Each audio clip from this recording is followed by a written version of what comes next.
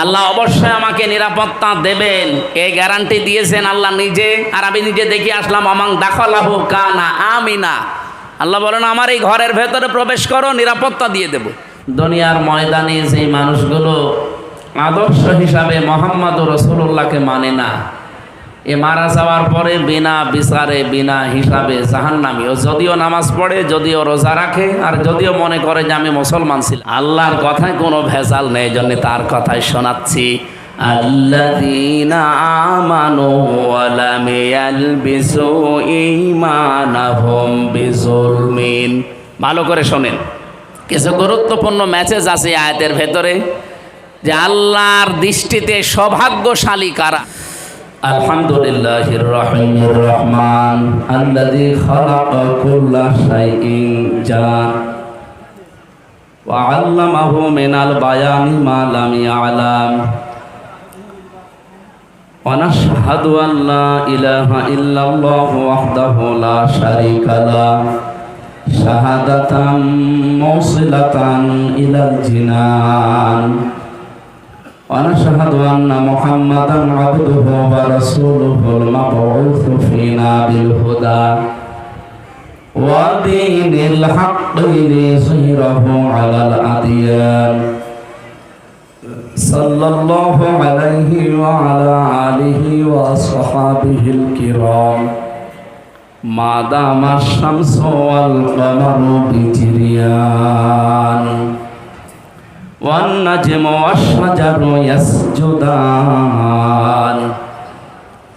فقد قال الله تعالى في كلامه المجيد وبرهانه التوحيد فأعوذ بالله من الشيطان الرجيم بسم الله الرحمن الرحيم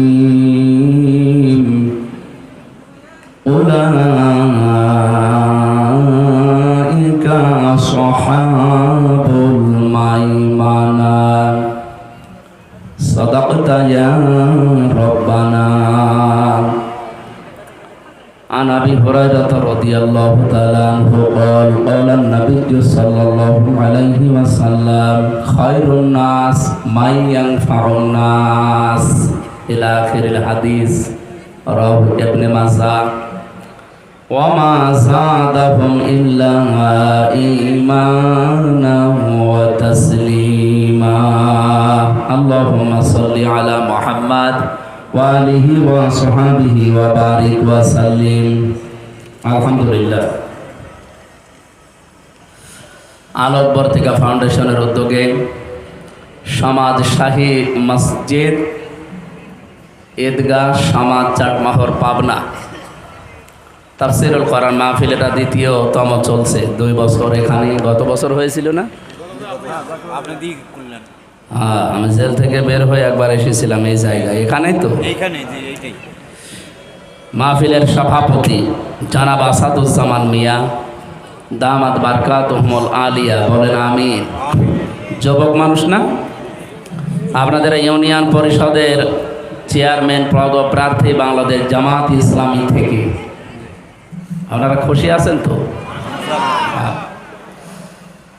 মাহফিলের প্রধান অতিথি পাবনা ইসলামিয়া ফাজিল মাদ্রাসা সদ্য সম্মানিত অধ্যক্ষ হাফেজ মাওলানা ইকবাল হোসাইন, নায়েবে আমির বাংলাদেশ জামাত ইসলামী পাবনা জেলা শাখা, প্রধান উপদেষ্টা বাংলাদেশ জামাত ইসলামী থেকে মনোনীত এই আসনের জন্যে সংসদ সদস্য নমিনি জনাব অধ্যাপক মাওলানা আলী আসগার দামাত বারকাতুহুমুল আলিয়া, বলেন আমিন।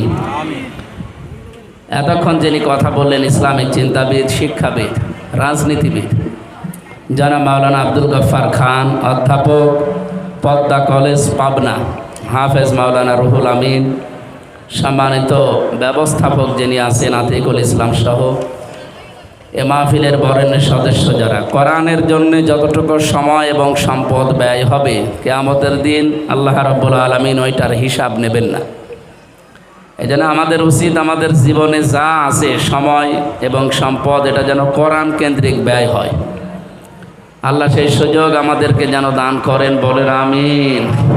মঞ্চে বসা ওলামা ইকরাম, সামনে বসা মুসলমান ভাইরা, পর্দার আড়ালের সম্মানিতা মা এবং বোনেরা, প্রশাসনের ভাইরা কিছু এসেছেন দেখলাম, দেখা করে গেল। সবাইকে নিয়ে আল্লাহর দরবারে। এখন তো আসলে এই অনুষ্ঠানগুলোর সময় না, এগুলো শীতের সময় হয়, তারপরও দিনের বেলা হাজারো কর্মব্যস্ততা। আপনাদের আশপাশে শুনলাম দুইটা বড় বাজার আছে আজকে, শরৎনগর নাকি যেন, আর এই নওগাঁ, এই দুইটা বড় বাজারে আজকে মানুষজন সব ওখানেই প্রায়। তারপরও যে ব্যাকওয়ার্ড এলাকা, আমার এই নৌকায় করে নিয়ে এসেছে। আপনারা এসেছে তাও তো ভালো, আমি তো মনে করলাম 8-10 জন মানুষ হতে পারে, একেবারে যাই হোক হয়েছে। মানুষ বেশি হোক কম হোক ওইটা আমাদের দেখার দরকার নেই, আমরা এসেছি কোরআন শুনতে। কি কথা বলেন? আমরা এসেছি কোরআনে কারীম শোনার জন্যে, এই জন্য আমরা খুশি। আহলুল কোরআন হুম আহলুল্লাহি ওয়া খাসাতুহু, যারা কোরআনওয়ালা মানুষ, এই মানুষগুলো সাধারণ মানুষ আর থাকে না, এরা আল্লাহর পরিবারভুক্ত লোক,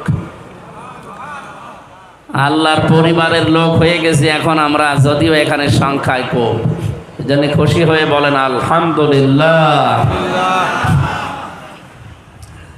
দরুদ আর সালাম পড়ছে আমাদের নবী মুহাম্মদুর রাসূলুল্লাহ সাল্লাল্লাহু আলাইহি ওয়াসাল্লামের প্রতি, যারা আনিত আদর্শ মানবতার মুক্তির গ্যারান্টি, এটা প্রমাণ হয়ে গেছে অলরেডি।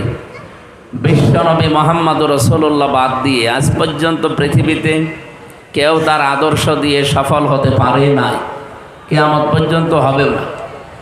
এজন্য আহ্বান জানাচ্ছি, নবীজির আদর্শ বাদ দিয়ে আজ যারা পরিবার, সমাজ, রাষ্ট্র এবং দুনিয়ার জীবন চালাতে চান, আপনারা সাময়িক কিছু সময়ের জন্যে চর্মচোখে দেখতে যদি সফল মনেও হয়, আপনারা ব্যর্থ হবেন, এইটাই ফাইনাল।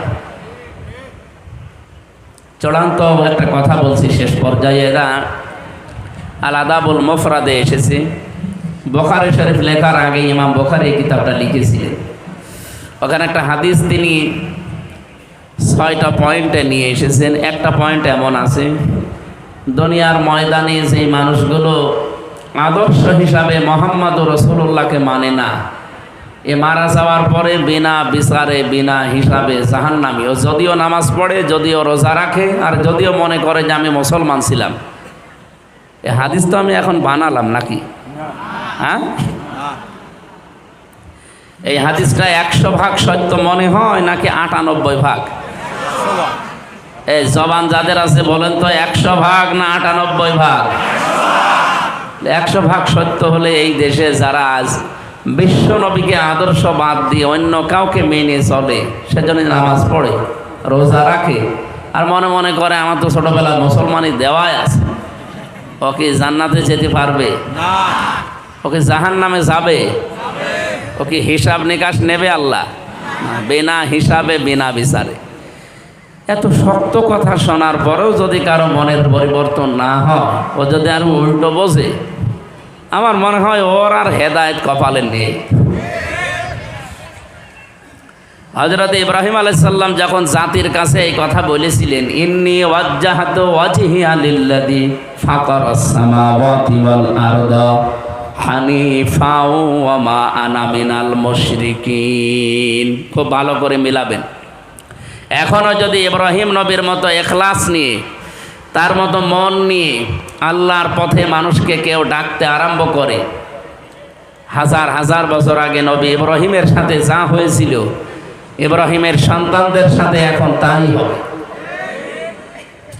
তিনি যখন জাতির লক্ষ্যে এসে বললেন, বিভিন্ন জিনিস তিনি কিন্তু দেখছিলেন। প্রথমে তারকা দেখেছিলেন, চন্দ্র দেখেছিলেন, সূর্য দেখেছিলেন, এগুলো মনে করছিলেন আমার রব হবে।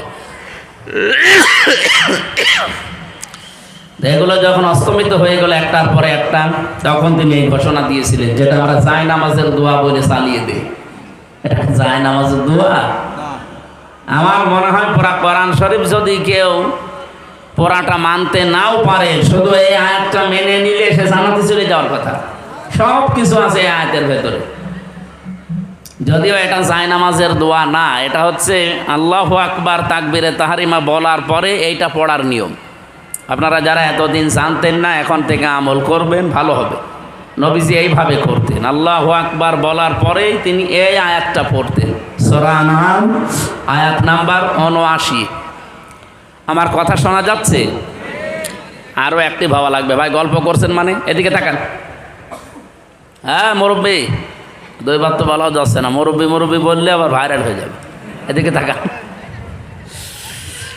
হযরত ইব্রাহিম বললেন, ইন্নী ওয়াজ্জাহতু, অবশ্যই আমার এই সিহারা মানে শুধু 3.5 হাত বডি না। এখানে ওয়াজহুন শব্দের শাব্দিক অর্থের ভেতরে আমরা দেখেছি জীবন চালাতে যা লাগে সব এর ভেতরে আছে। জীবন চালাতে বলেন তো পরিবার লাগে না, সমাজ লাগে না, রাজনীতি করা লাগে না, ব্যবসা করা লাগে না, যা লাগে সব আমি আজকে ঘুরিয়ে দিলাম কার দিকে? লিল্লাযী ফাতারাস সামাওয়াতি ওয়াল আরদ, আসমান আর জমিন যিনি বানিয়েছেন তার দিকে। কথাটা অনেক গভীরের কথা, আর এই কথা যদি মুখ দিয়ে মন থেকে ইখলাসের সাথে আপনি সত্যি বের করতে পারেন, পৃথিবীর অনেক কিছু আপনার থেকে হাত ছাড়া হয়ে যাবে। আপনার পরিবার হয়তো বিরুদ্ধে চলে যেতে পারে, সমাজ, রাষ্ট্র, আপনার আত্মীয় স্বজন, এমনকি নিজের স্ত্রী পর্যন্ত বিরুদ্ধে চলে যেতে পারে যদি এটা মন থেকে কেউ আমল করার নিয়তে পড়ে। আর লোক দেখানোর জন্য পড়লে হবে না।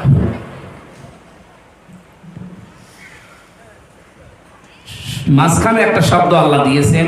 হযরত ইব্রাহিম বলেছিলেন, আমি শুধু আসমান জমিনের উদ্ভাবক যিনি তার দিকেই মুখ ঘুরিয়েছি, বিষয়টা এমন না। হানিফা, আমি লোক দেখানোর জন্যে না, মন থেকে একনিষ্ঠভাবে ইখলাসের সাথে আমার মুখ আমি ঘুরিয়ে দিলাম। সুতরাং আজকে থেকে আমি সব কিছু বাদ দিয়ে ফিরে আসলাম। ওমা আনা মিনাল মুশরিকিন, আমি মুশরিক না। আমি কি না? এই ঘোষণা দেওয়ার পরে জাতির লোক যারা, তারা কিন্তু থেমেছিল না।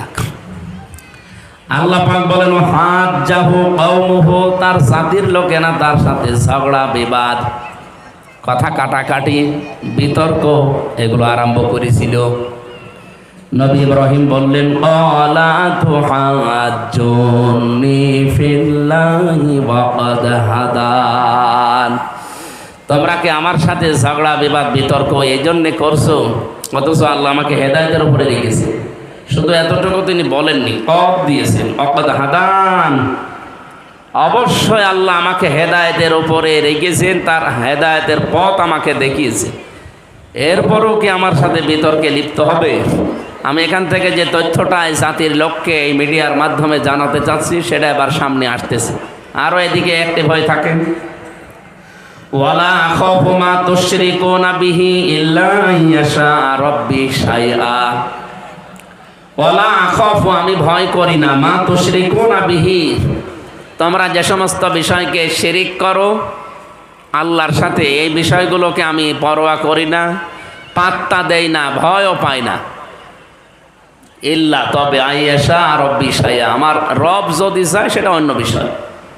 ওয়াসিআ রব্বি কুল্লা শাইইন ইলমা, আমার রবের জ্ঞান প্রত্যেকটা বিষয়কে পরিব্যাপ্ত করে আছে। আফালা তাতাযাক্কারুন, জাতির লোকেরা, এরপরেও কি তোমরা শিক্ষা নেবে না? আমি এখান থেকে বাংলাদেশকে মিলিয়েছি। গতকালকে এক নেতা বলছিল, এদেশে জামাত ইসলামী যারা করে তারা যেন মাথা নিচু করে দল করে। বলেন তো, বাংলাদেশে জামাত ইসলামী বাদ দিয়ে এমন একটা দলের নাম বলেন যারা বাতিলের সামনে মাথা নত করে নাই। প্রত্যেকেই আমরা দেখি তারা হয় বিক্রি হয়ে গেছে, নয় মাথা নত করেছে। শুধুমাত্র এই দেশে 54 বছরে টিকে আছে জামাত ইসলামী। যারা এই কথা বলে তারা কিন্তু বিভিন্ন কায়দায় আল্লাহর সাথে শিরিক করছে। হযরত ইব্রাহিমের একটা সুন্দর কথা বললেন, কাইফা আখাফু মা আশরাকতুম ওয়ালা তাখাফুনা আন্নাকুম আশরাকতুম বিল্লাহি মা লাম ইউনাজ্জিল বিহি আলাইকুম সুলতানা, জাতির লোকেরা, তোমরা যে বিষয়ে আমাকে ভয় করো, ভয় দেখাও, শিরিক করো তোমরা যে বিষয়গুলো নিয়ে, তোমরা আল্লাহর সাথে শিরিক করে যদি ভয় না পাও, আমি আল্লাহর সাথে শিরিক করি না, আমি ভয় পাবো কোন কারণে? বাংলাদেশে যারা ইসলাম নিয়ে রাজনীতি করে তারা আল্লাহর সার্বভৌমত্ব এই দেশে প্রতিষ্ঠা করতে চায়, ভয় তো তাদের থাকার কথা না। আর এইটার ভেতরে অগ্রগামী অগ্রগণ্য হয়ে আছে বাংলাদেশ জামাত ইসলাম। আপনি যাই মনে করেন, ভেতর থেকে আপনার এই কথাই আসবে। তাছাড়া 11 জন মানুষ জীবন দিয়ে গেল অলরেডি। বাইরের দেশে ছিল আমেরিকাতে, সেখান থেকে এসে জীবন দিল মীর কাশেম আলী শহীদ রহমতুল্লাহ আলাইহি। তারা পারতো না হাসিনার মতো পালিয়ে যেতে? তারা তো ছিল ওই দেশে। এদেশে না আসলেই তো তারা বেশি থাকতে পারতো এতদিন, যদি আল্লাহ হায়াত দিত। নিজেরা নির্দোষ ছিল, নিজেরা আল্লাহর আইনের পক্ষে ছিল, এই জন্যে তারা ভয় পায়নি। আর যে মানুষগুলো আল্লাহর আইনের বাইরে অন্য কোনো আইন প্রতিষ্ঠা করতে চায়, তাদের সবচাইতে বেশি ভয়, এই জন্য তারা আগেই পালায়। আপনি দেখবেন যারা মানুষের তৈরি করা আইন প্রতিষ্ঠা করতে চায়, ট্রাকের চাকা বাস্ট হলে তারা দৌড় দেয়। আমি নিজে দেখেছি। বিশাল আয়োজন, মাইক হাতে নিয়ে সেরকম বক্তব্য চলছে, হঠাৎ কে যেন একটু আওয়াজ দিয়েছে পেছন থেকে, ধর, ও নেতা পালিয়েছে। আমি কি একটা বানিয়ে বললাম? অনেকে মিথ্যা মনে করতে পারে। এ টাঙ্গাইলে বাড়ি একজনের, টুকু মিয়া, আমি নাম পুরাটা নিলাম না। উনি কয়েকদিন আগেও বাঘের মতো হুঙ্কার দিচ্ছিলেন, এদেশে জামাত ইসলামী যারা, তারা রাজনীতি করতে পারবে না। রাজনীতি এদেশে কে করবে না করবে এটা ঠিক করবে বাংলাদেশের জনগণ। আপনি কি এই 54 বছরে এই মিথ্যা ধোয়া তুলে যারা বন্ধ করতে পারি না, আপনি একদিনে এসে আগস্টের 5 তারিখের আগে তো এ কথা কেউ বলতো না। হঠাৎ করে এদেরকে নাড়াচাড়া কারা দিচ্ছে আমরা জানি। আপনি দেখেন আগস্টের 5 তারিখের পর থেকে যতগুলো কথা এদেশে ইসলামপন্থীদের ব্যাপারে বলা হচ্ছে, বিশেষ করে যারা আল্লাহর আইন চায় তাদের ব্যাপারে, এগুলো একটাও তাদের নিজেদের কথা না, সব দাদাদের শেখানো কথা। তাদের সর্বোচ্চ পর্যায়ে যে লোকটা আছে, সেই লোকটা পর্যন্ত কয়েকদিন আগে এদেশের হাজারো ইসলামপন্থী তাওহীদি জনতার মুখে বুকে রক্তক্ষরণ আরম্ভ করে দিয়েছে। তারা এটা বলতে চাচ্ছে এই দেশে যেন চরমপন্থা এবং মৌলবাদীর অভয়ারণ্য না হয়। আমরা এই কথার বিকল্প আরেকটা কথা তৈরি করে অলরেডি বলেছি, এই দেশে যেন পাথর দিয়ে মানুষ মারা আর চাঁদাবাজদের অভয়ারণ্য না হয়। এই গুণগুলো যাদের ভেতরে আছে, তারা যদি মৌলবাদী এ নাম দিয়ে গালি দেয়, এই গালিটা তারা নিজেরা দিচ্ছে না, তাদেরকে শেখানো হচ্ছে। এই জন্য আপনারা মানুষের ফাঁদে পা দেবেন না। বিবেক যেটা আছে সেটা কাজে লাগান। বিবেক কাজে না লাগলে কিন্তু আপনি আল্লাহর কাছে মানুষ হিসাবে পরিগণিত থাকবেন না, পশু হয়ে যাবেন। উলাইকা কাল আনআম বাল হুম আদাল। এদের আগে 3টা ইন্দ্রিয় শক্তির কথা আছে। যাদের বিবেক কাজে লাগে না, আল্লাহ তাআলা জানিয়েছেন এগুলো আর মানুষ থাকে না, এগুলো শুধু জানোয়ার না, চতুষ্পাদ জানোয়ারের চাইতেও খারাপ। বলেন নাউজুবিল্লাহ। আমি তো আয়াতগুলো পড়ি আর মাঝে মাঝে, প্রতিদিনে তো কোরআন পড়া লাগে, আয়াতগুলো পড়ি আর মাঝে মাঝে দেশের মানুষের চরিত্রের সাথে মিলিয়ে দেখি। এদেশে বহু মানুষ অলরেডি, উপরে সরাত সিরাতে মানুষ আছে, বাস্তবে তারা অলরেডি কুকুর, শ্রীগাল এবং শুকুরের চাইতেও খারাপ হয়ে গেছে। কারণ কি? উলাইকা হুমুল গাফিলুন, এই মানুষগুলো গাফিল। আল্লাহ আমাদের হেফাজত করুন, বলেন আমিন। আপনারা মানুষের তৈরি করা আইন প্রতিষ্ঠা করতে গিয়ে মিছিল করেন, মিটিং করেন, টাকা পয়সা খরচ করে, দল করেন, ভোট করেন। আপনি যদি ভয় না পান, তা আমি আল্লাহর আইন প্রতিষ্ঠা করতে গিয়ে ভয় পাবো আপনার নিন্দুকের নিন্দা, উল্টাপাল্টা কথা শুনে আমি পিছপা হয়ে যাব? আপনি ভাবলেন কি করে? আমি তো আমার বাবার আইন, আমার চাচার আইন, আমার স্বামীর আইন এই দেশে তৈরি করার জন্য চেষ্টা করছি না। আমার সারা জীবনের চেষ্টা, সারা জীবনের স্বপ্ন যে এ দেশ চলবে আল্লাহর আইন দিয়ে। এক কথা বলেন না কেন? হযরত ইব্রাহিম এটা চাইনি? তা আমরা তার সন্তান হিসেবে এটা চাই। ফাজ্জুল ফারিকাইনি আহাক্কু বিল আমনি ইন কুনতুম তা'লামুন। হযরত ইব্রাহিম বললেন, মানুষের তৈরি করা আইন, আল্লাহর সাথে শিরিক করা, এগুলো করে যদি তোমরা ভয় না পাও, আমি আল্লাহর সাথে শিরিক করি না, আল্লাহর একত্ববাদ, উলুহিয়াত, রুবুবিয়াত, আল্লাহর আইনগুলো এদেশে প্রতিষ্ঠা করতে চাই, আমি ভয় পাবো কি করে? বলো তো জাতির লোকেরা, এই যে 2টা দল, এই দলের ভেতরে সবচাইতে নিরাপত্তার হকদার কারা? বাস্তবতার দিকে তাকিয়ে বলেন তো, আল্লাহর আইন যারা প্রতিষ্ঠা করতে যায় আর আল্লাহর আইনের বিরুদ্ধে যারা, হযরত ইব্রাহিমের কথা ছিল হাজার হাজার বছর আগের, জাতির লোকেরা নিরাপত্তা পাওয়ার ক্ষেত্রে কোন দল বেশি হকদার? আহাক্কু বিল আমনি দিয়েছেন। যদি তোমরা জেনে থাকো তাহলে জাতির লোকেরা বলো। আল্লাহ এর পরবর্তী আয়াতে 82 নম্বর আয়াত সূরা আনআম, নিরাপত্তা পাওয়ার জন্য সবচাইতে বেশি হকদার কারা, কারা অধিকারী, আল্লাহ নিজে ঘোষণা দিয়ে জানালেন। যেহেতু অন্য কেউ কথা বললে তাদের কথায় ভেজাল থাকার সম্ভাবনা আছে না নেই? আল্লাহর কথায় কোনো ভেজাল নেই, জন্য তার কথাই শোনাচ্ছি। আল্লাযীনা আমানু ওয়া লাম ইয়ালবিসু ঈমানাহুম বিযুলমিন। ভালো করে শোনেন, নিজেদের দেশে এবং আমাদের আশপাশে প্রতিবেশী যারা রাষ্ট্র আছে তাদের, এবং আন্তর্জাতিক যে ষড়যন্ত্রগুলো চক্রান্তগুলো আছে সবগুলোর বিষয় থেকে এই আয়াতে শিক্ষা আছে। আল্লাহ তাআলা বলেন যারা ঈমান আনে, রেকর্ড হচ্ছে এটা সারা দেশে যাচ্ছে, যারা ঈমান আনে ওয়ালাম ইয়ালবিসু ঈমানাহুম বিযুলমিন, আর তাদের ঈমানের সাথে জুলুমকে মিশ্রণ করে না। এখানে জুলুম মানে শিরিক। জুলুম মানে কি?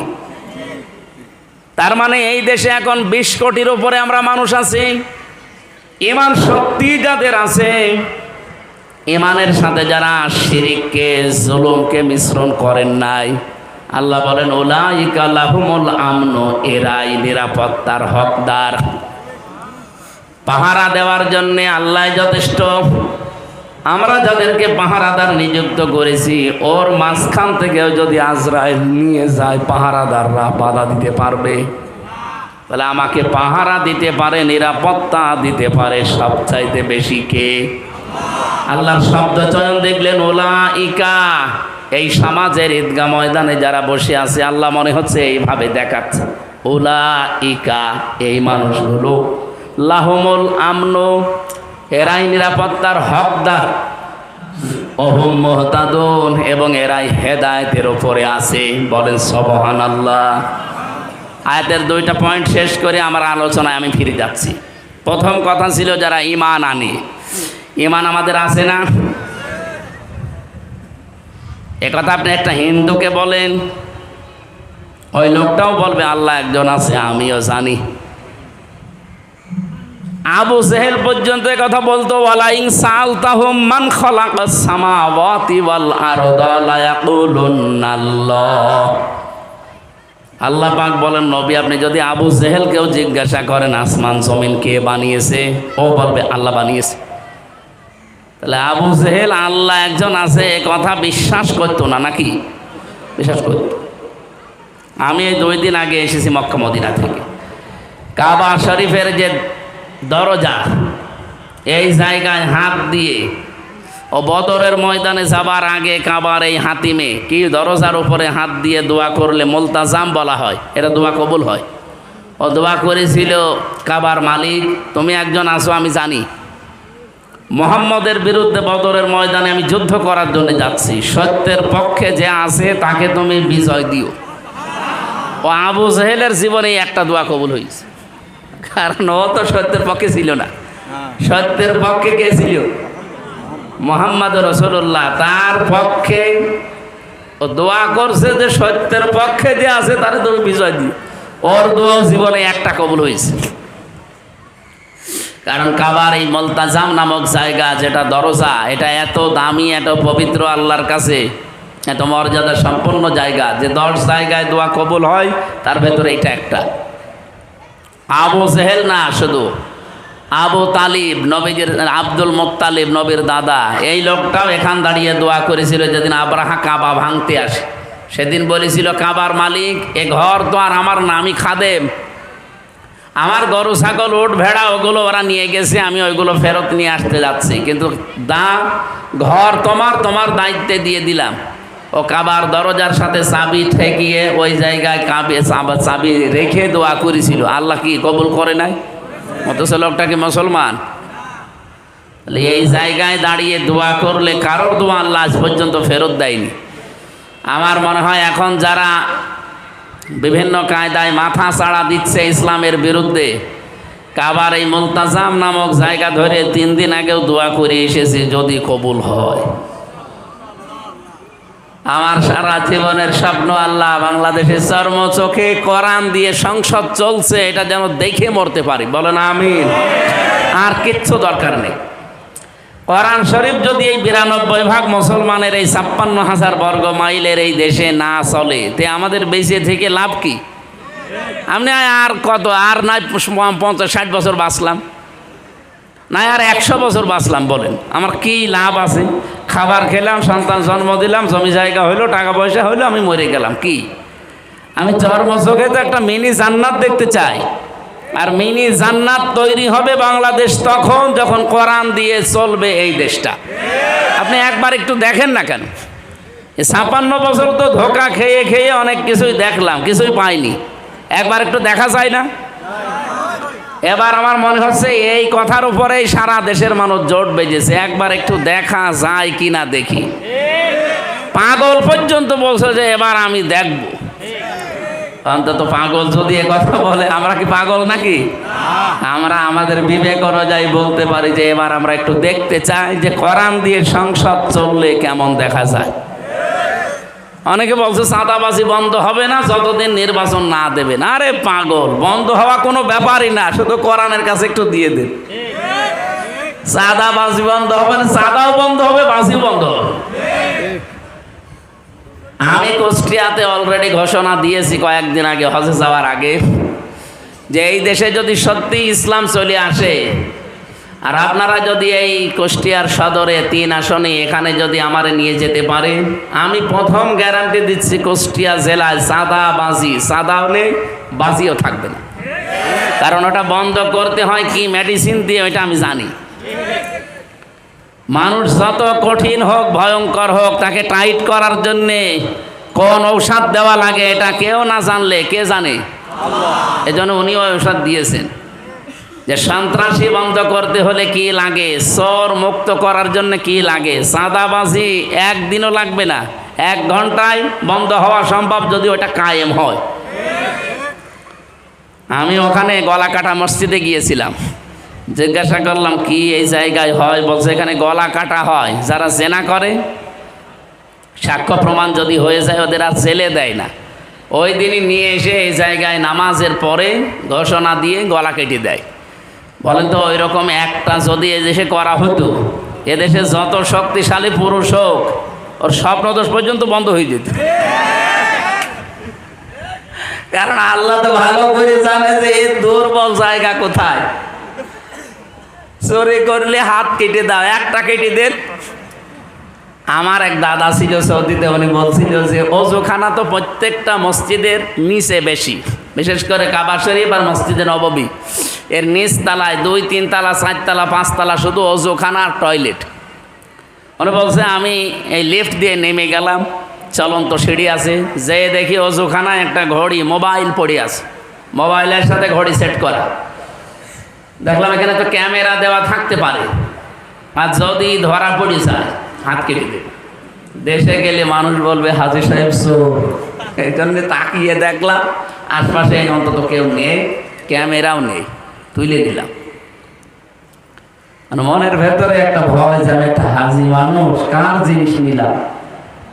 মসজিদে নববীর সামনে হারানো জিনিস যেখানে জমা দেয় ওই জায়গায় নিয়ে গেলাম। জিজ্ঞাসা করলাম ভাই এই ঘড়িটার দাম কেমন হবে?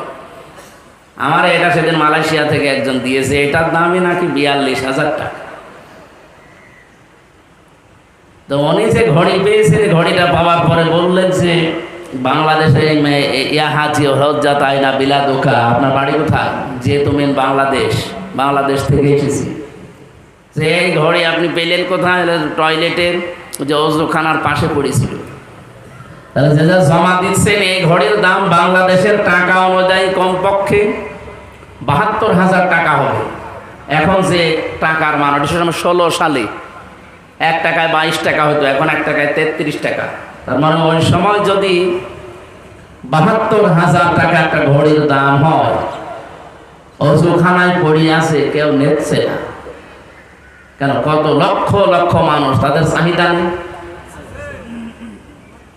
খালি আল্লাহর এই আইনটা থাকার কারণে ঘড়ি নিরাপদ।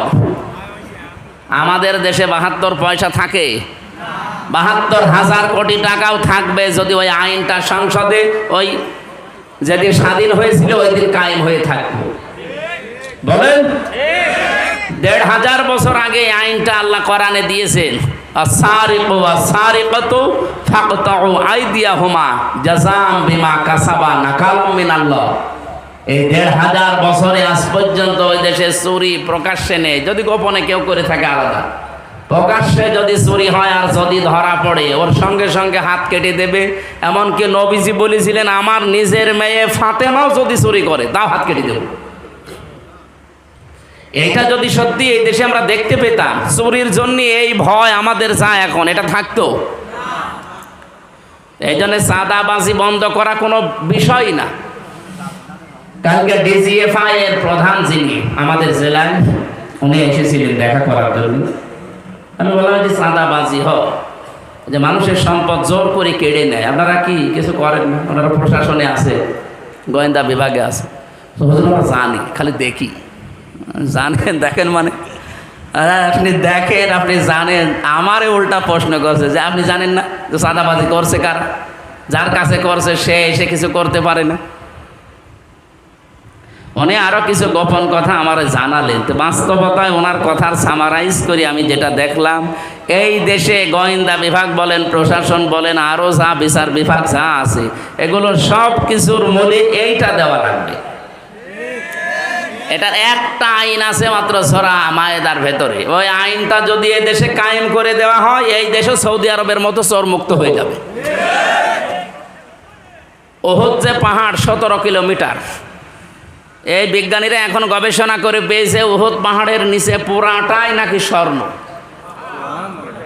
যাদেরকে পাহারা দেওয়া দায়িত্বে রেখে দিয়েছে, ওখানে পাশে হযরত আমির হামজার কবর আছে। নবীজির ওই যে দাঁত ভেঙে গিয়েছিল, মাথার ভেতরে কড়া ঢুকেছিল, সেই ময়দানে সব ঘুরে ঘুরে দেখলাম। বলছে এখানে যারা দায়িত্বে আছে, আমার মনে হয় যদি বাঙালিকে দায়িত্ব দিত, এ পাহাড় স্বর্ণ সব খেয়ে ফেলত। এই যে সিলেটের পাথর খেয়ে ফেলেনি, কথা বলেন না কেন? আমি মালয়েশিয়া বিশ্ববিদ্যালয়, যেটা ইসলামিক, ওই যে আন্তর্জাতিক, ওইটা ঘুরছিলাম মাঝখান দিয়ে, বিভিন্ন হোস্টেলের সামনে দিয়ে যাওয়ার সময় আমাদের কুষ্টিয়া বিশ্ববিদ্যালয় যত বড়, এর চাইতে 20 ডবল এত বড়। হঠাৎ একটা মোবাইল পড়ে আছে, খুব দামি মোবাইল, আইফোন। আমার সাথে থাইল্যান্ডের একটা ছেলে ছিল, আমারে বলছে ওনার ভাষা দিয়ে, হুজুর এই মোবাইলের পাশ দিয়ে যদি বাংলাদেশ আর ভারতের কোনো ছেলে মেয়ে হেঁটে না যায়, তো কিয়ামত পর্যন্ত এটা পড়ে থাকবে, কেউ নেবে না। ওকে আমার দাম বাড়িয়ে দিল। বলছে বাংলাদেশ আর ভারতের ছেলে মেয়ে যদি এখান থেকে না যায়, এই মোবাইল এখানেই থাকবে। ও মোবাইলের দাম যতই হোক, কমপক্ষে লাখের ওপরে তো দাম হবে আইফোনে। ওদেশে কোরআনের আইন নেই, কিন্তু 120টা দেশের ছেলে মেয়েরা পড়ে ওখানে। আমি পিএইচডি করার জন্য ওখানে চেষ্টা চালাচ্ছিলাম। চিন্তা করে এই জায়গায় 120টা দেশের ছেলে মেয়ে, মাত্র 2টা দেশের নাম বলল, থাইল্যান্ডের একটা বৈদ্য। ও বলছে হুজুর আপনি শুধু বাংলাদেশের মানুষ, আর ভারতের কোনো ছেলে মেয়ে যদি এর পাশ দিয়ে যায় তাহলে খেয়ে ফেলবে। কিন্তু পৃথিবীর অন্য কোনো দেশের লোকজনের পাশ দিয়ে হেঁটে যাবে। এখন রাত বাজে কত? 2টা বাজে ওই সময়, ওই দেশে 2টার সময় পড়ে আছে, কেউ নেই। সিসি ক্যামেরা ওই জায়গায় নেই, কিন্তু পড়ে আছে, কেউ নিচ্ছে না। আমরা ওই দৃশ্যগুলো বিশ্বের বাইরের দেশে দেখি, ওদের কাছে শুনি, আর আফসোস লাগে। এই দেশটাও যদি আমরা এভাবে দেখতে পেতাম। মালয়েশিয়া মাত্র 2004 সালের আগে আমাদের চাইতেও খারাপ ছিল। এই 21 বছরের দেশটা এমন জায়গায় দাঁড়িয়ে গেছে, মনে হচ্ছে তোর মিনি জান্নাতে ঘুরে বেড়াচ্ছে। প্রায় বাংলাদেশের সাথে 7 ডবল বড়, এত বড় দেশ। 1200 কিলো, 1800 কিলো, 2000 কিলোমিটার খালি পাথর আর পাহাড়, আর ওই যে মরুভূমি, 2 দিকে পাহাড়, রাস্তা মাঝখানে। 1,500 2,000 কিলোমিটার রাত্রে চলে যাচ্ছি, কোনো ভয় নেই ভেতরে। ড্রাইভারকে বলছিলাম এই যে এই গা সমসম করছে, আপনি যাচ্ছেন, বলেন কোনো ভয় নেই, শুধু আল্লাহর ভয় ছাড়া কেউ আপনার সামনে আসবে না। কি দেশ বানিয়েছে বলেন তো? আমরা এটা বানাতে চাচ্ছি ভাই। এই জন্য আমিরে জামাত আমাদের ডাক্তার শফিকুর রহমানের ঘোষণাগুলো সব স্পষ্ট যে আমরা সরকারি গাড়ি পর্যন্ত নেব না, ফ্ল্যাটও নেব না। এমনকি 5 বছরে এমপি থাকাকালীন ওর একটা টাকা বাড়বে না, আরও যা টাকা আছে কমে যাবে। বাংলাদেশে এখন 73টার উপরে দল আছে। একটা দল এই ঘোষণা দিত যে আমার দল থেকে যদি এমপি হয়, মন্ত্রী হয়, ওর 5 বছরে 1 টাকা বাড়বে না, যা আছে আরও কমে যাবে। আমার মনে হয় বাংলাদেশে কোনো দলের লোক এমপি দাঁড়াবে না। ঝামেলায় যে আমার লাভ কি? আপনি গ্যারান্টি দিয়ে বলেন, আমি কোরআন শরীফ মাথায় নিয়ে হাতে নিয়ে বলবো, আমার দল যে ঘোষণা দিয়েছে অন্য কোনো দল যদি দিতে পারে আমি সেই জায়গায় যোগ দেব। বলেন। আরও আমার কুষ্টিয়ায় একজন ঘোষণা দিয়েছে যে 50 কোটি টাকা খরচ করলেও করব, তাও এই আসন আমার লাগবে। আপনার কি লাভ? 50 কোটি টাকা খরচ করে আপনার কোন লাভ আছে বলেন? আমার 1 টাকা খরচও নেই, 1 টাকা লাভেরও ধান্দা নেই। আপনি যদি 50 কোটি টাকা খরচ করেন অবশ্যই আপনার 100 কোটি টাকা। কথা বলেন না কেন? এতদিন এই ধোঁকাবাজি, প্রতারণা, মিথ্যা এগুলো আমরা এই 54 বছর দেখলাম। এখন সবাই মনে হচ্ছে জোর বেঁধেই ফেলেছে। আপনার কাছে খারাপ লাগলেও এটাই সত্য। অনেকেই ভয়ে ভয়ে আছে, যদি পাস না করি তখন আমার অনেকে কি ঝামেলা হবে। আরে ভাই, আপনার ভয় কিসের? 100 ভাগ গ্যারান্টি দিতে পারি এবার ইসলাম এই দেশে ক্ষমতায় যাবেই ইনশাআল্লাহ।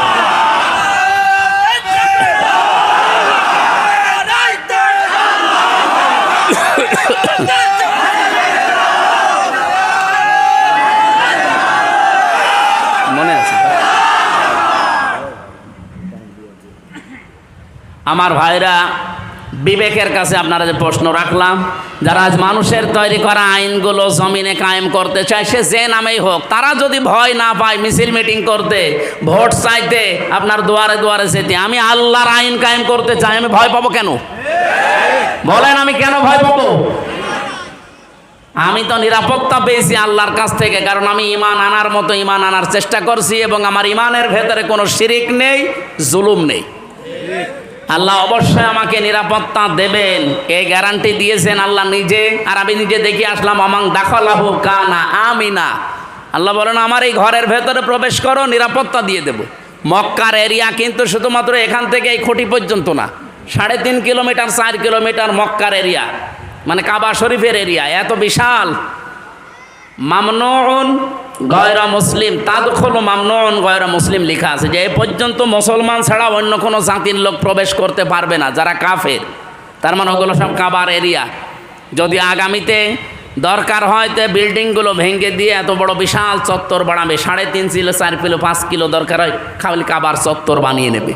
তাহলে এই চত্বরটার ভেতরে যদি কেউ প্রবেশ করে সে নিরাপত্তা পেয়ে যায় কার কাছ থেকে? আমি নিজে দেখেছি, আপনার বাবার হত্যাকারী আপনি কাবার এরিয়ার ভেতরে পাবেন, কিচ্ছু বলতে পারবেন না। অথচ আপনার বাবাকে সে মেরিয়ে এসেছে, কিচ্ছু করার কায়দা নেই ওই এরিয়ার ভেতরে। এমন শান্ত, এমন নিরাপত্তা দিয়ে দিয়েছেন আল্লাহ। এবার আমার প্রশ্ন, বাংলাদেশ কি কাবা শরীফ? এই কথা বোঝার চেষ্টা করেন, বাংলাদেশ কি কাবা শরীফ? তাহলে এই 56,000 বর্গ মাইল ঠিক ওই রকম নিরাপত্তার একটা নগরী বানানো দরকার না? কেন কাবা শরীফের এরিয়া এই চত্বরটা আল্লাহ নিরাপত্তার চাদর দিয়ে ঢেকে দিয়েছেন কেন? এদিকে তাকান, কি শুনতেছেন আপনি? আমি কোরআন সরাসরি বলছি, সূরা আলে ইমরান, আমাং দাখালাহু কানা আমিনা, এখানে প্রবেশ করো, নিরাপত্তা দিয়ে দেব। তাহলে বাংলাদেশকেও যদি কাবা শরীফের মতো নিরাপত্তার নগরী শহর বানানো লাগে, কি করা লাগবে? ওখানে যেটা আছে এখানে সেটা নিয়ে আসা লাগবে। ওখানে কি আছে? না না, 1 নম্বরে ওখানে আছে ওই যে আয়াতটা পড়েছিলাম, 1 নম্বরে কাবার এরিয়ার ভেতরে কোনো শিরিক নেই। কি নেই? আপনি শিরিক পাবেন না। হ্যাঁ, শিরিক ওই দেশের মানুষ করে না, যারা অ্যাক্টিভ মানুষ ওই দেশের। শিরিক কিছু আছে গোপনে গোপনে, বাংলাদেশ, ভারত, পাকিস্তান এই দেশের লোকেরা আছে এ করে। এরা মাটি নিয়ে চুমা খায়, যেখানে সেখানে দেখলে খালি চুমা দেয়। আর মনে করে যে না এখানে কোনো ক্ষমতা কেরামতি আছে। অথচ কাবার পাথর যেটা লাগানো আছে হাজরে আসওয়াদ, এই পাথরকে হযরত ওমর লাঠি নিয়ে বলেছিলেন কাবার পাথর, শুধু নবীজি তোমাকে চুমা দিয়েছে এই জন্য চুমা দেই, নবী যদি চুমা না দিত জীবনেও তোমার চুমা দিতাম না। আমি জানি তুমি আমার ভালোও করতে পারো না মন্দও করতে পারো না। কোন পাথরকে বলছে বলেন তো? ওই পাথরটা জান্নাতের, হযরত আদম আলাইহিস সালাম নিয়ে এসেছিলেন।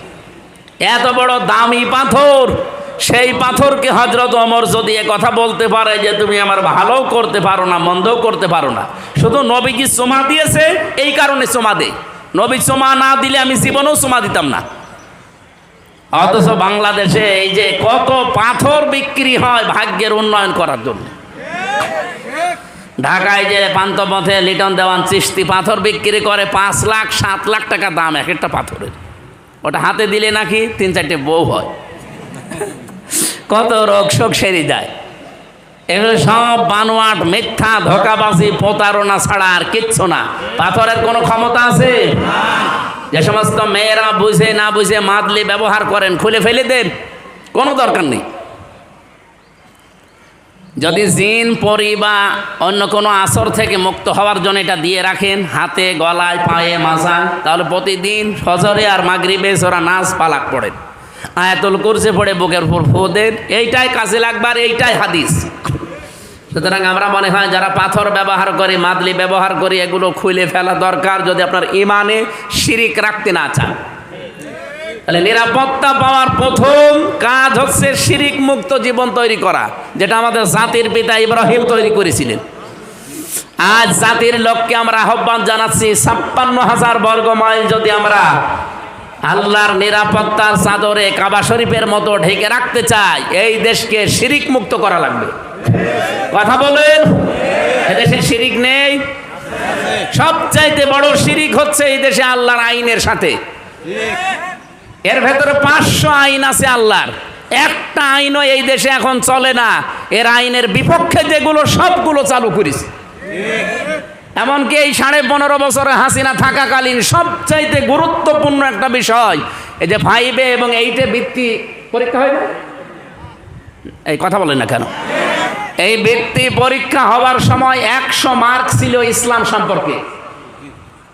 এই ফ্যাসিস্ট সরকার এই 15 বছরের ভেতরে শিক্ষা ব্যবস্থায়, বিশেষ করে দীপুমণি আর এই নওফেল, এই দুইজন দায়িত্বে থাকাকালীন এই 100 মার্কের যে ইসলাম নিয়ে প্রশ্ন আছে বৃত্তি পরীক্ষা, এগুলো সব তুলে দিয়েছে। আমি কয়েকদিন আগে এটা শুনলাম, আগে জানতাম না। জেলা স্কুলের একজন শ্রদ্ধাভাজন শিক্ষক আমারে বলছিলেন এই ষড়যন্ত্র হয়েছে, আপনারা জাতিকে সতর্ক করবেন আবার যেন অন্তত 100 মার্কের কোরআন আর হাদিসের ওই প্রশ্নগুলো ঢোকানো হয়, কারণ এদেশে 92% আমরা মুসলমান। মানুষ তো লেখাপড়ার মাধ্যমে শিখবে নাকি, সেইগুলোই তুলে দিয়েছিল। ওরা সরাসরি বলে নয় যে এদেশে ইসলাম থাকবে না, কিন্তু ইসলাম যেন না থাকে সেই ব্যবস্থা সব করা হয়েছিল। একজন বউকে নাকি খুব পিটাতো, ওর বউ বলছে যেভাবে পিটাও আমার কি রাখবা না? বলে কিলের ওজন দেখে টের পাও না? ওরা এই 15.5 বছরে এইটা করেছিল সরাসরি, কিন্তু অনেকেই হজ করে আসতো দেখতাম। এখন আবার অনেকেই নতুনভাবে ওই রকম কাজ কারবার হাতে অলরেডি নিয়েছে। কালকে আমি কুষ্টিয়াতে এক অনুষ্ঠানে ছিলাম, এক লোক বলছে হুজুর আগেই ভালো ছিল কেন? আচ্ছা এ যা আরম্ভ হয়েছে, এ পাথর থাকে না। এক লোক চোর ছিল, এমন চোর, কাফন চোর, কাফন চুরি করতো। শুধু মানুষ মরে গেলেই ওই কবর থেকে কাফন চুরি করে বিক্রি করে দিত। চিন্তা করছে আমার নামই তো কাফন চোর।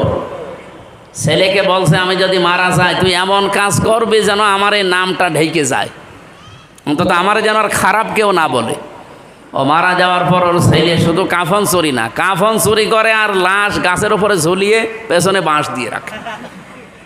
লোকজন বলছে ওর বাবাই তো ভালো ছিল, ওর বাবা তো কাফন চুরি করে নিয়ে চলে যেত, লাশ কবরে পড়ে থাকতো, আর একই শুরু করিস।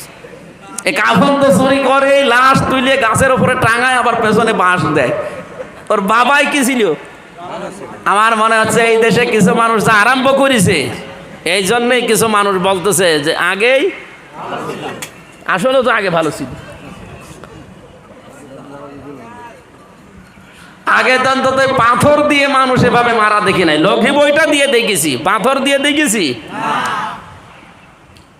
মানুষ খায় তা বলে পাথরও খেয়ে ফেলে।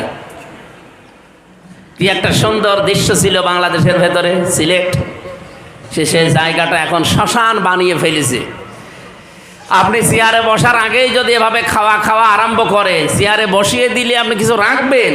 এদেশের মানুষ এখন সব বোঝে, শুধু সময়ের অপেক্ষায় আছে এই জায়গা মতো টিপ দেওয়ার। এই কথা বলেন না কেন? আল্লাহ তুমি আমাদেরকে নিরাপত্তার এই কাবা শরীফের মতো এই ৫৬,০০০ বর্গ মাইল যেন নিরাপত্তার চাদরে আমরা ঢেকে রাখতে পারি, সেই তৌফিক দাও। আমিন। আমি সূরা বালাদ থেকে আলোচনা করব বলে বসেছিলাম। আপনারা কি চলে যাবেন নাকি?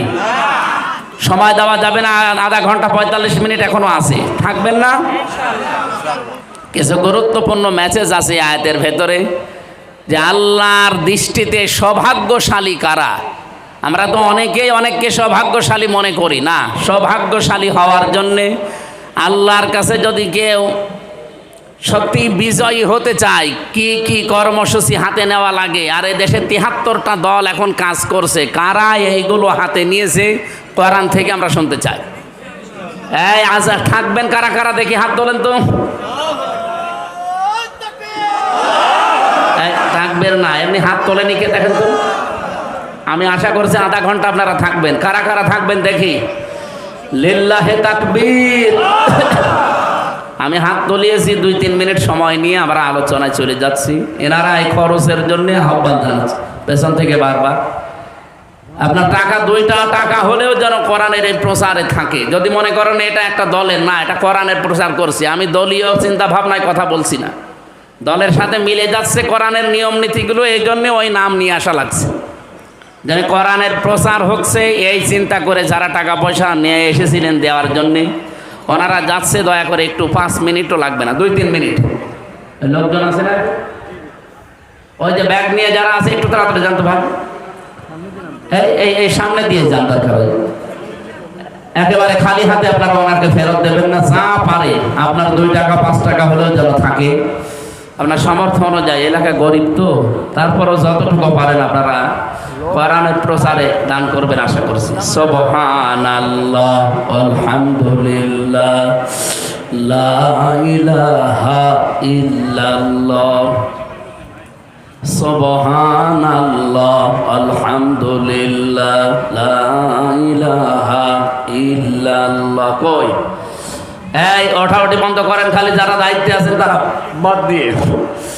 সুবহানাল্লাহ, আলহামদুলিল্লাহ, লা ইলাহা ইল্লাল্লাহ, মুহাম্মাদুর রাসূলুল্লাহ। সুবহানাল্লাহ। এই তাড়াতাড়ি করেন ভাই, এক জায়গায় দাঁড়িয়ে আছেন মানে, তাড়াতাড়ি করেন। সুবহানাল্লাহ, আলহামদুলিল্লাহ, লা ইলাহা ইল্লাল্লাহ, সুবহানাল্লাহ, আলহামদুলিল্লাহ, লা ইলাহা ইল্লাল্লাহ, সুবহানাল্লাহ, আলহামদুলিল্লাহ। একটু তাড়াতাড়ি বেরোন, তাড়াতাড়ি বেরোন। সুবহানাল্লাহ, আলহামদুলিল্লাহ, লা ইলাহা ইল্লাল্লাহ, লা ইলাহা ইল্লাল্লাহ, মুহাম্মাদুর রাসূলুল্লাহ। জীবনে কখনো তুমি মিথ্যা বলনি, তাই তো তোমায় পেতে কাঁদে ধরণী। তোমারই মতো নেতা পেলেও গফুরত, সুখেরি গোলা চামেলি বকুল। হয়েছে ভাই, এটা বের হয়ে যান, যান তাড়াতাড়ি করো। সুবহানাল্লাহ, আলহামদুলিল্লাহ, লা ইলাহা ইল্লাল্লাহ সুবহানাল্লাহ আলহামদুলিল্লাহ লা ইলাহা ইল্লাল্লাহ মুহাম্মাদুর রাসূলুল্লাহ। যে কয়জনই আছেন এদিকে তাকান, সব বন্ধ করেন, যান ওগুলো জমা দিয়ে দেন।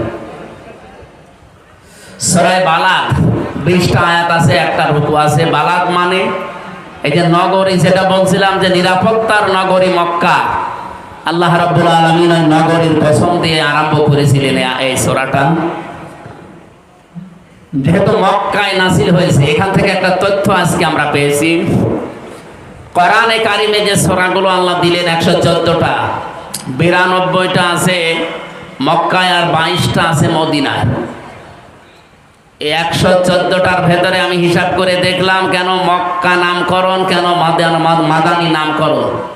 মক্কা এবং মদিনার এই সূরাগুলো চেনার যে বৈশিষ্ট্য আছে 8টা, তার ভেতরে 1 নম্বরের বৈশিষ্ট্য, মক্কায় যে সূরাগুলো আল্লাহ নাযিল করেছিলেন প্রত্যেকটা সূরায় আপনি দেখবেন ইয়া আইয়ুহান নাস বা ইয়া আইয়ুহাল ইনসান এই নামে আল্লাহ সম্বোধন করেছেন।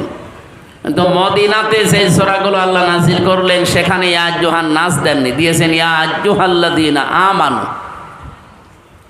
আমি আয়াতটা পড়ার পরে চিন্তা করেছিলাম কেন আল্লাহ মক্কা এবং মদিনাতে ইয়া আইয়ুহাল্লাযীনা আমানু ইয়া আইয়ুহান নাস এগুলো দিলেন। মক্কায় যে 13টা বছর বিশ্বনবী এবং সাহাবা একরাম কষ্ট করেছিলেন, সেখানে কি ঈমানদার ছিল না? এত বড় বড় ঈমানদার, যেখানে আবু বকরের মতো, হযরতে তালহার মতো, জুবায়েরের মতো এত বড় বড় ঈমানদার যেখানে, তারপরও আল্লাহ ইয়া আইয়ুহাল্লাযীনা আমানু দেননি। মদিনায় যাবার পরে ইসলামী রাষ্ট্র গঠন হয়ে গেছে, আল্লাহ ডাক দিয়েছেন ইয়া আইয়ুহাল্লাযীনা আমানু। কেন দিলেন? কারণ মদিনা এবং মক্কার ভেতরে পার্থক্য এই, মক্কাতে যত মুসলমানই থাকুক না কেন রাষ্ট্রীয় ক্ষমতায় বসেছিল আবু জেহেল। আল্লাহর আইনগুলো পূর্ণাঙ্গ মানা সম্ভব না, হয়তো ব্যক্তিগত আর সামাজিকভাবে কিছু নিয়ম গোপনে মানা সম্ভব ছিল। কিন্তু মদিনাতে রাষ্ট্রীয়ভাবে ইসলাম কায়েম হয়ে গেছে, কোরআনের বিধান চলে, সেখানে ওপেনভাবে আল্লাহর নিয়ম নীতি মানা যায়। এখান থেকে আমি যেটা ছোট্ট মানুষ বের করতে পারি, যতদিন বাংলাদেশে ইসলাম রাষ্ট্রীয়ভাবে কায়েম না হবে, এই দেশে আল্লাহর বিধান নির্ভয়ে যতদিন মানা না যাবে, ততদিন আল্লাহর দৃষ্টিতে আমরা পাক্কা ঈমানদার না। আপনি আরো চিন্তা ভাবনা করেন, অনেক কিছু বের করতে পারবেন এখান থেকে। আপনি যত বড় জব্বা গায়ে দিয়ে, আমি তো জব্বা কম বড় গায়ে দেয়নি, পা পর্যন্ত আমার জব্বা। যত বড় পাগড়ি মাথায় দেন, হাতে যত বড় তসবিহ নিয়ে হাঁটেন না কেন, যারা রাষ্ট্রীয়ভাবে ইসলামকে কায়েম করার বিপক্ষে বলে না এগুলো ঝামেলার কাজ, দুনিয়ার কাজ, আমরা ওর ভেতরে নেই, আমরা দ্বীনের প্রচারে আছি। তে মক্কায় কি সাহাবা একরাম দ্বীনের প্রচার গোপনে করেন নাই? কত কিছু করার পর আল্লাহ ইয়া আইয়ুহাল্লাযীনা আমানু বললেন না কেন? কারণ এমন একটা রাষ্ট্রে তারা বসবাস করতেন যে রাষ্ট্রীয়ভাবে সুদ চলতো, ঘুষ চলতো, মানুষ হত্যা চলতো। আমাদের দেশেও এখনো কম যাচ্ছে না, এদেশেও এখনো রাষ্ট্রীয়ভাবে জেনা বিভিন্ন জায়গায় চালু হয়ে আছে, গলন্দ ঘাটে, যশোরে, এই কথা বলছে না কেন? যেখানে জেনার লাইসেন্স দেওয়া হয়, ব্যভিচার করার জন্য লাইসেন্স দেওয়া হচ্ছে রাষ্ট্রীয়ভাবে, সুদ ভিত্তিক ব্যাংকগুলো চলছে রাষ্ট্রীয়ভাবে। এখন একটা টাকা সুদ খেলে মায়ের সাথে যেখানে জেনা করার গুনাহ হয়, সেই দেশে আপনি 100 ভাগ বুক ফুলিয়ে ঈমানদার আপনি দাবি করলেও আল্লাহ মানবে না। মদিনায় যাওয়ার পরে রাষ্ট্রীয়ভাবে দিন কায়েম হয়ে গেছে, এবার আল্লাহর ইয়া আইয়ুহান নাস বলে ডাক দেননি, ডাক দিয়েছিলেন ইয়া আইয়ুহাল্লাযীনা আমানু। তার মানে এই মানুষগুলো এখন আল্লাহর দৃষ্টিতে পরিপূর্ণ ঈমানদার। বলেন সুবহানাল্লাহ। আমরা এদেশে কি ইয়া আইয়ুহান নাস থাকতে চাই না ইয়া আইয়ুহাল্লাযীনা আমানু হতে চাই? এটা যদি রাজনীতি মনে করে কেউ এড়িয়ে যান, তাহলে মক্কার জীবনের মতো সারা জীবন আপনি তাবলীগ করলে, দিন প্রচার করলেও আমানু আল্লাহর দৃষ্টিতে হতে পারবেন না, নাচ থেকে যাবেন। আমরা যারা বুঝি কোরআন হাদিস, সত্যি কথা বলছি কোরআন সামনে নিয়ে, এই জন্যে রাষ্ট্রীয়ভাবে এবার পাগল হয়ে গেছি দিন কায়েম, কোরআন কায়েমের জন্যে। যে যত কথাই বলুক না কেন, আমাদেরকে মেরে ফেলা ছাড়া এই রাস্তা থেকে কেউ বিরত রাখতে পারবে, কারণ আমি বুঝে শুনে এসেছি এ রাস্তায়। কুল হাদিহি সাবিলি আদউ ইলাল্লাহ আলা বাসীরাতিন আনা ওয়া মান ইত্তাবা'আনি। নবী আপনি বলেন, আমি আন্দাজে দল করি না, আন্দাজে মানুষকে ডাকি না, আল্লাহর দিকে আমি বুঝে শুনি ডাকি। এদেশে যারা দিন কায়েমের পথে আছে, জামাত ইসলাম বলেন, শিবির বলেন, আর ইসলামী দল যারা আছে, আল্লাহর কসম তারা আন্দাজে করে না, বুঝে শুনি করে। কালকে কুষ্টিয়াতে যে অনুষ্ঠানে ছিলাম, একটা অফিস উদ্বোধনে, বিএনপি করতো 20 বছর অত্যাচারিত নির্যাতিত একজন মাজলুম মানুষ, উনি এতদিন করেছে আবেগে। কালকে এসে আমার হাতে হাত দিয়ে বলছে, আমি আজকে জামাত ইসলামের ধর্ম পূরণ করে এই দলে সারাটা জীবন থাকতে চাই। বললাম, এই দল তো আর ওই রকম জেনারেল কোনো দল না, একবারে আকাশ থেকে উঠে আপনি যে, উনি সহসভাপতি, আপনি সহসভাপতি, সেখান থেকে একবারে এসে আপনি এখানে সহসভাপতি হয়ে যাবেন না। এখানে নিয়ম আছে, পড়াশোনা করা লাগবে, পরীক্ষা দেওয়া লাগবে, এবং প্রতিদিন 15টা ঘর পূরণ করা লাগবে। আপনি নামাজ পড়েন জামাতে না একা একই, তাও লেখা লাগবে। কয়টা আয়াত পড়েছেন, বুঝে পড়েছেন না আন্দাজে পড়েছেন, ওইটাও লেখা লাগবে। এমনকি মাসে মাসে আবার ওইটা উপরে যারা আছে তাদের দেখানো লাগবে। বাংলাদেশে একটাই দল আছে যেখানে জবাবদিহিতা আছে, সেটা জামাত ইসলামী। অন্য কোন দলে যদি এটা দেখাতে পারেন, আমি এক্ষুনি তওবা করে সেখানে যোগ দেব। দেন, আমি তো একেবারে পাগল না।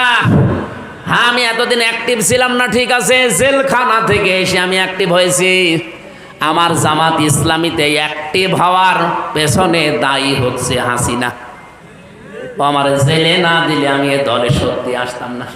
ওই আগে যেভাবে এড়া ঘোড়া ছিলাম ওইভাবে থাকতাম। আপনি আমার ঝামেলা করে 3 বছর যদি আটক করে না রাখতাম, আমি যদি আমির জামাতের সাথে জেলখানায় এক ঘরে না থাকতাম, এ লোকটার যে আমল, তার যে ইমান, আল্লাহর পর তার যে ভরসা, আমি দেখেছি কাছ থেকে। জামাতের সেক্রেটারি জেনারেল যিনি মাওলানা রফিকুল ইসলাম খান সহকারী, এবং আসল যেটা অধ্যাপক মিয়া গোলাম পরোয়ার, এই মানুষগুলোর সাথে বছরের পর বছর এক ফ্ল্যাটে এক ঘরে থেকেছি। আমি এদের কাছ থেকে পড়াশোনা করা, ডিরেকশন নেওয়া, এই 3টা বছরে আমি পরিবর্তন হয়ে গেছি। এই জন্য আমি এখন দোষ দেই, দোষ না, আমার মনে হয় এটা নিয়ামত। হাসিনা যদি আমার সাথে এই না করতো, তে আমি এতদিনও দিন কায়েমের বাইরে থাকতাম। ওই আগে যেভাবে অবি খা ওয়াশ করে খা, ওই ধান্দায় ছিলাম। অবিখা মানে কি? ওয়াজের বিনিময়ে খাদ্য। কাবি খা আছে না, কি সেটা? কাজের বিনিময়ে খাদ্য। আর অবিখা মানে, আমি তো ওই ধান্দায় ছিলাম। এখন তার অবিখাই নেই। এখন আমার জীবনের সর্বশেষ চেষ্টা এইটা, যে চোখে দেখতে চাই যে কোরআন দিয়ে বাংলার সংসদটা চলছে। 300 এমপি ঘোষণা দিয়েছে, নমিনেশন দিয়েছে বাংলাদেশ জামাত ইসলামী থেকে। তার ভেতরে আলী আসগার সাহেব একজন, না? 151 জন যদি দেশের মানুষ আল্লাহর রহমতে এবার এদেরকে পাঠাতে পারে, আপনি দেখবেন 5 বছর লাগবে না। আমিরে জামাত ঘোষণা দিয়েছে মাত্র 3 বছর সময় দেবেন, এই দেশ আমরা সত্যি মিনি জান্নাত বানিয়ে দেব। আপনি টেকনাফ থেকে তেজদিলা পর্যন্ত হেঁটে যাবেন আপনার যুবতী মেয়ে নিয়ে, শুধু আল্লাহর ভয় ছাড়া কোনো ভয় থাকবে না। সেই গ্যারান্টি কোরআনে আছে না? ওইটা শুধু কার্যকর করা দরকার।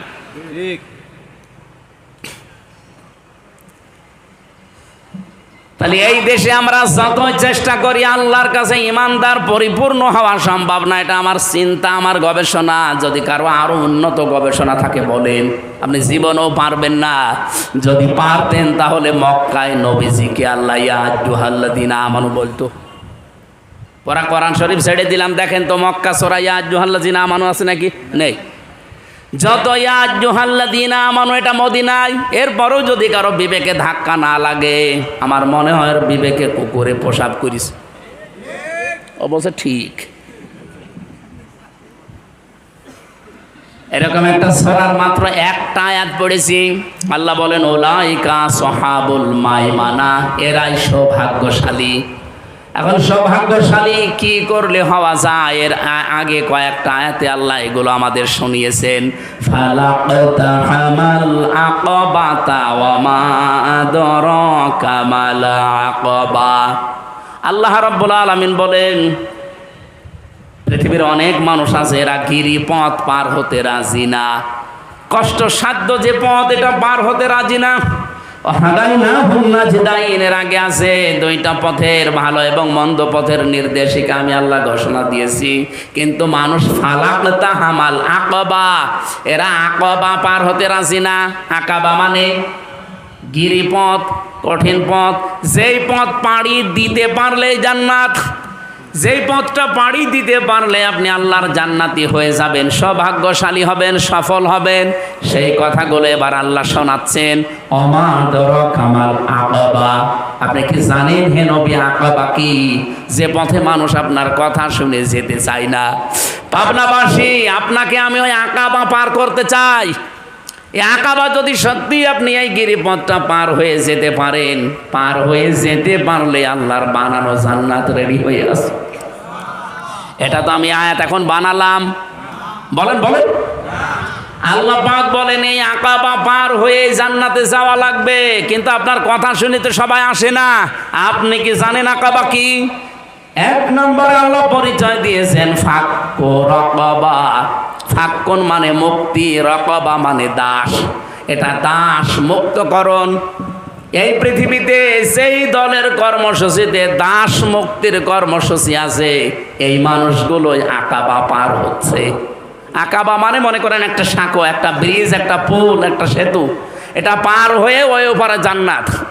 এটা মানুষকে আল্লাহর নবী জানিয়েছেন, কিন্তু অনেকে সাড়া দেয়নি। আল্লাহ বলেন হে নবী আপনি কি জানেন এই আকাবা কি? ফাক্কু রাকাবা, এটা হচ্ছে দাসত্ব মুক্তকরণ। একটা গর্দানে ছড়ি ঝোলানো আছে, দড়ি ঝোলানো আছে, দড়ি ছিঁড়ে গর্দানটা মুক্ত করে দেওয়া। এটা তো বাংলা বললাম, এখনো বোঝেননি।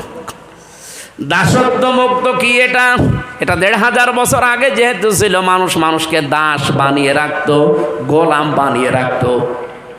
এখন আধুনিক ব্যাখ্যা হচ্ছে আজ যারা পৃথিবীতে মানুষের তৈরি করা আইনের গোলামি করে, মানুষের নিয়ম নীতি বানিয়ে দিয়েছে, এইটাই যারা মেনে চলে, আল্লাহর গোলাম না হয়ে মানুষের দ্বারা দাসত্ব করে, মানুষের এই দাসত্ব থেকে যারা মুক্ত করার জন্য চেষ্টা চালাচ্ছে, এরা গিরিপথ অলরেডি পার হওয়া আরম্ভ করেছে।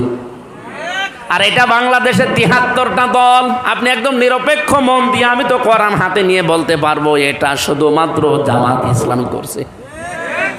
এরা চেষ্টা চালাচ্ছে মানুষদেরকে এই পৃথিবীতে মানুষের দাসত্ব থেকে মুক্ত করে আল্লাহর দাস বানানো। এই কথা বলেন না কেন? আর দেখেন সবাই চাচ্ছে যে মানুষের তৈরি করা আইন কায়েম করে মানুষকে আরো মানুষের দাস বানিয়ে রাখতে, কিন্তু এরা চাই না আমরা যেন মানুষকে আল্লাহর দাস বানাতে পারি।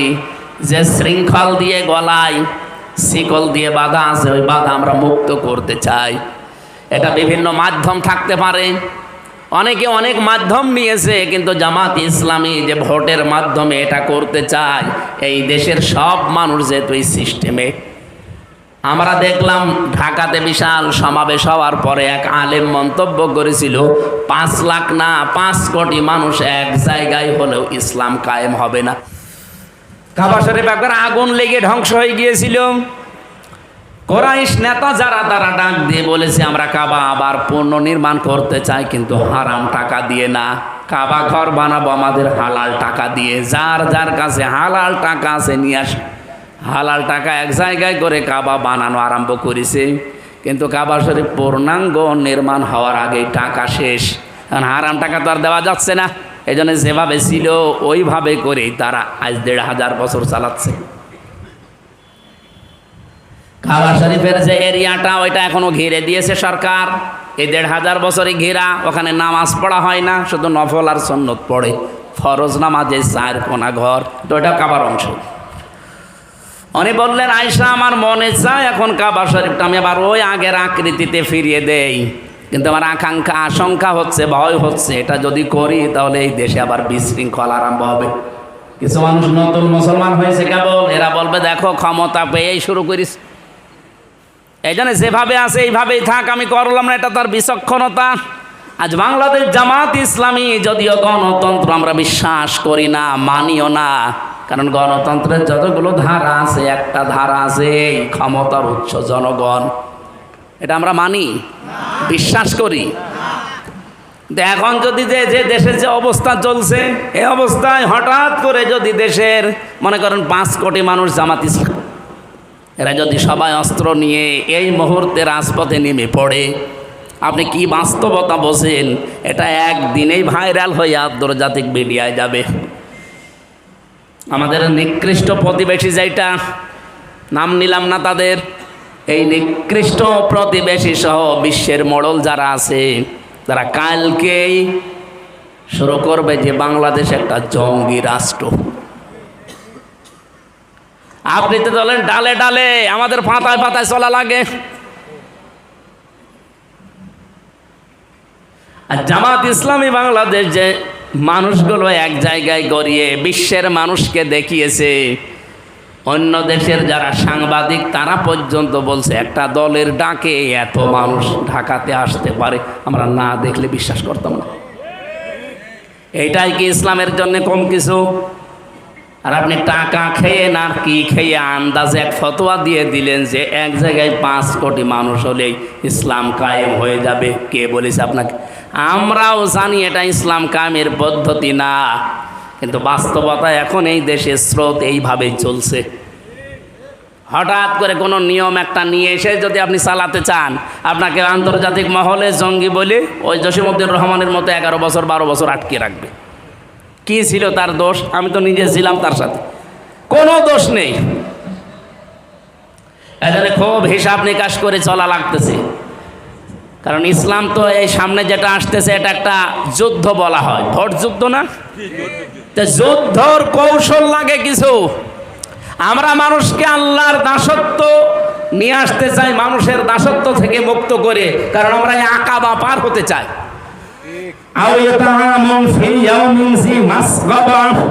হে নবী, ২ নম্বরে তাদের কর্মসূচি থাকবে, তারা এতিম মিসকিন অসহায় মানুষদের তারা পাশে চেয়ে দাঁড়াবে।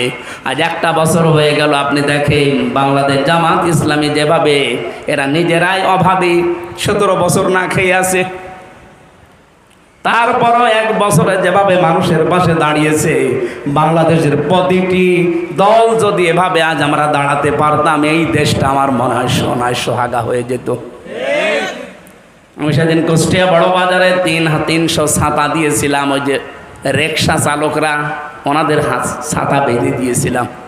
কিছু মানুষ বলা আরম্ভ করেছে ৩০০ ছাতায় আর কি হবে। আরে ভাই, আমার সামর্থ্য আছে ৩০০, আমি ৩০০ ছাতা নাই বেঁধে দিলাম। আপনি বড় দল, আপনি ৩,০০০ বেঁধে দেন। কুষ্টিয়ায় যদি অন্তত ৫,০০০ ভ্যান চালক রিক্সা চালক থাকে, তাদের উপকার হবে না? প্রত্যেকটা দল যদি তাদের সমর্থন অনুযায়ী এরকম সামাজিক কাজগুলোতে এগিয়ে আসতো, আমরা ওই আকাবা গিরিপথ পার হতে চাই, এই জন্যে এই কাজগুলো আমরা হাতে নেই। আমি কোরআনের সাথে মিলিয়ে দেখলাম যা যা জামাত ইসলাম করছে সবগুলো সূরা বালাদ থেকে নেওয়া। সুবহানাল্লাহ বলতে পারেন না? এরা যদি কোরআন কেন্দ্রিক জীবনযাপন করে, আর জামাত ইসলামী বাংলাদেশের প্রথম কাজই এইটা যে জামাত কর্মী যে হবে সে সমাজকর্মী হওয়া লাগবে। আপনি সমাজকর্মী না হয়ে জামাত কর্মী হতে পারবেন না। উড়ে এসে জুড়ে বসে আমি সভাপতি না, আপনাকে আগে কাজ করে দেখাতে হবে যতটুকু ইনকাম করে। আর বাংলাদেশে আমার মনে হয় একমাত্র একটাই দল আছে, বাংলাদেশ জামাত ইসলামী, যাদের প্রত্যেকটা নেতা কর্মী কাজ করে খায়। কেউ চাঁদাবাজির সাথে যুক্ত আছে? চুরির সাথে যুক্ত আছে? মানুষকে ঠকিয়ে ধোঁকাবাজি করে খাওয়ায় যুক্ত আছে? না, কারণ এরা কাজ করে খায়। আপনাকেও আহ্বান জানাচ্ছে আপনি কাজ করে খান, তাহলে চাঁদাবাজি করবেন না। আমি আমার খুলনা রেঞ্জের যিনি ডিআইজি আছেন ওনাকে কয়েকদিন আগে বলেছিলাম, কুষ্টিয়া এসেছিল, যে স্যার আপনার উপরে যারা আছে তাদেরকে বলেন বাংলাদেশ পুলিশ প্রশাসনে যারা আছে এবং অন্যান্য দিক বিভাগে যারা আছে প্রশাসন কেন্দ্রিক, তাদের বিভাগটা যেন আলাদা করে দেয়। তারা কোনো নেতা খেতা নেত্রী কোনো মন্ত্রী এমপির কথা চলবে না, তারা চলবে সরাসরি তাদের আইজির কথা মতো। এ দেশটা এমনি ভালো হয়ে যাবে, মালয়েশিয়া যেমন চলছে। কোনো নেতা খেতা ফোন দিলে যে অমুক কাজ করো, বালি নিয়ে যাচ্ছে, ওকে ধরে সুবহানাল্লাহ পড়াও না। ওরা সরাসরি শুনবে কার কথা? ওদের আইজির কথা। এভাবে চলতে দিন একটা বছর, অন্য কোনো কিছু লাগবে না, শুধু পুলিশ। আর 2 নাম্বার বলেছিলাম ওদেরকে 8 ঘন্টা করে ডিউটি করে বাংলাদেশ সহ বিশ্বের যত জায়গায় আমি দেখলাম। 8 ঘন্টা 10 ঘন্টার উপরে ডিউটি কারণে, সুতরাং 8 ঘন্টার উপরে যারা ডিউটি করবে 2-5 ঘন্টা আরো বেশি, এই ওভার টাইম হিসাবে তাদের বেতন দেওয়া হবে। প্রশাসনে এটা নেই, পুলিশ আছে জিজ্ঞাসা করে দেখেন। ওর 8 ঘন্টা না, ওর যদি 16 ঘন্টা 24 ঘন্টাও ডিউটি থাকে, ওই যে বেতন 15,000 কেন? 8 ঘন্টার পরে যেই কয় ঘন্টা ডিউটি ওদের বাড়তি হবে, ওদেরকে যদি আপনি ওভার টাইম হিসাবে টাকা দেন, ওরা কিন্তু এই রাস্তাঘাটে আর গাড়ি আটকিয়ে টাকা নেবে